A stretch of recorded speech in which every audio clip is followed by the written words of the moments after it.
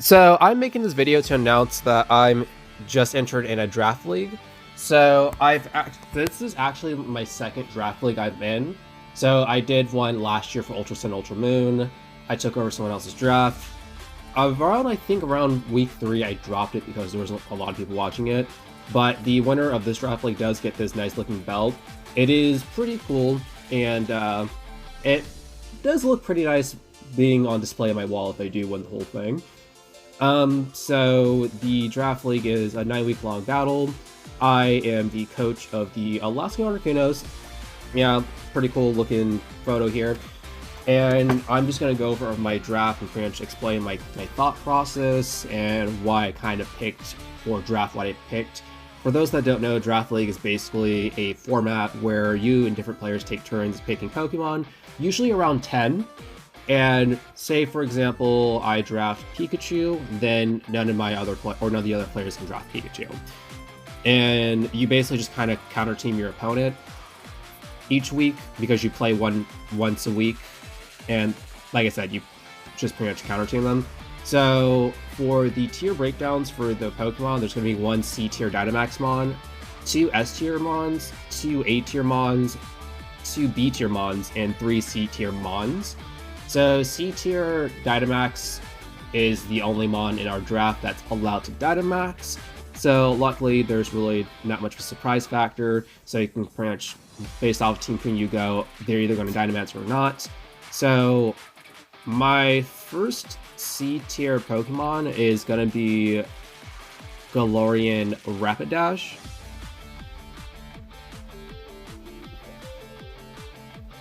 So with Galarian Rapidash, it has pretty nice stats on here with base 100 attack and base 105 speed.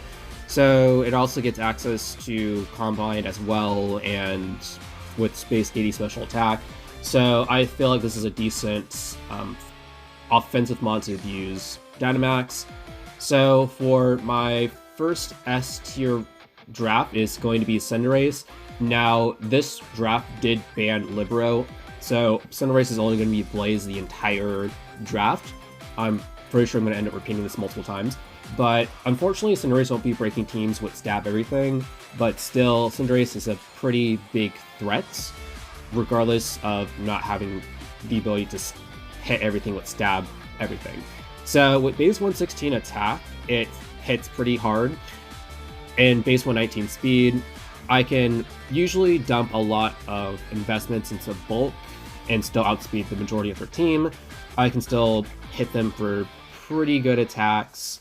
And like I said, even without Libero, Cinderace is still going to be hitting hard against opposing teams. So my next S tier pick is going to be Kumo. And Dragon Fighting is like a really good typing. Had they introduced Kumo or this typing in Gen 6 or pre-Gen 6, it would have been like super cool. So even though it has 5 weaknesses, Kumo has 7 resistances on top of an ability that gives it some kind of immunity one way or the other. And with base 125 defense and base 105 speed def, I can make Kumo physically or specially defensive. Also base 110 attack and base 100 special attack. It's an all-around versatile Pokemon, so I can make it do whatever I want it to do. So my first A tier draft is going to be Skarmory. Now, Skarmory, it completes my Fantasy Core of Steel Dragon Fairy types. It also gives me a ground immunity for Cinderace, somewhat of a rock resist for Cinderace, and has really good physical bulk. And with the introduction of Body Press, it can still have an offensive presence while still being a defensive Pokemon. This is also my hazard removal, as well as my hazard setup. As well, it gets access to Whirlwind, so it can't really be setup fodder for anything for it.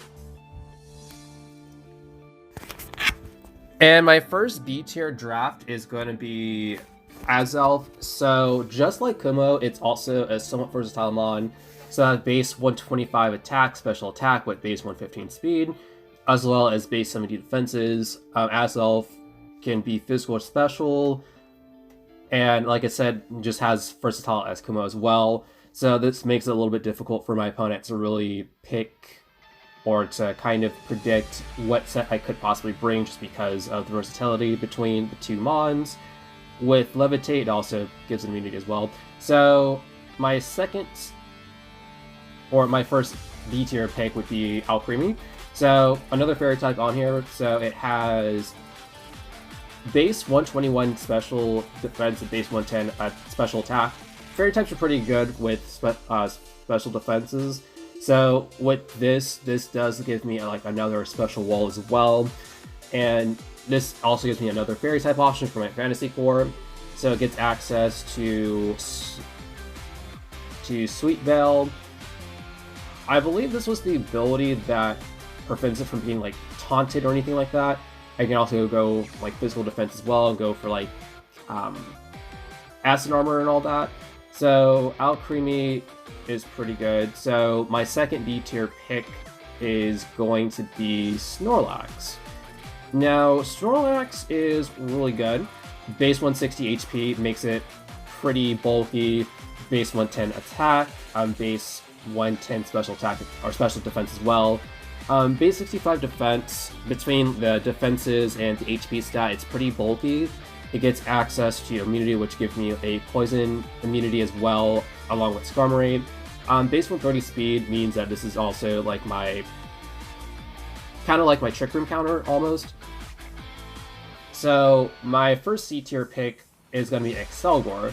Now Excelgor is stupidly fast with base 145 speed. So this is a Pokemon where in most cases I can just dump defensive bulk into it and still outspeed a good portion of my opponent's team. Although it is pretty frail, it makes it a little bit more difficult to knock out. Base 100 attack is somewhat base 100 special attack is somewhat respectable. Base 70 is decent. Hydration is pretty good, or pretty decent if I go against like rain matchups for it. So my second C tier mon is going to be type Null. So this is going to be my bulky support mon. So base 95 stats across the board with the exception of with speed, with base 59 defense. I slap on a Violite, I give it like Toxic or Thunder Wave, gets access to U-turn as well. So if I need speed control, I can pretty much use this as well and most likely get like slow U-turns off. And it's just also a bulky mon that I can set up as well. So type Null is another bulk or another bulky mon added to my draft as well, which makes my defense support a little bit more tougher. And so my last C tier pick is going to be Roselia. So honestly, Roselia was a mon that was kind of like last pick. I didn't really know what to pick outside of what was left.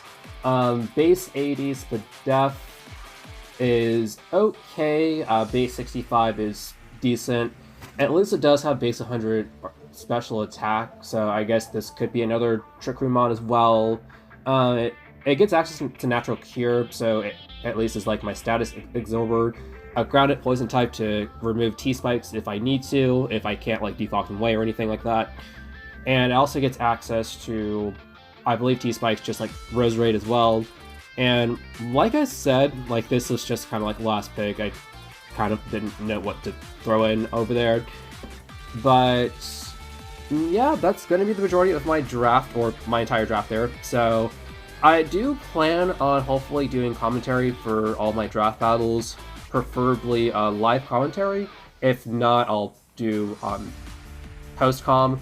But like I said, I'll try to do commentary for all my draft battles on there. So they're going to be pretty lengthy, about like 20 minutes. And so, yeah, thanks guys. Wish me luck.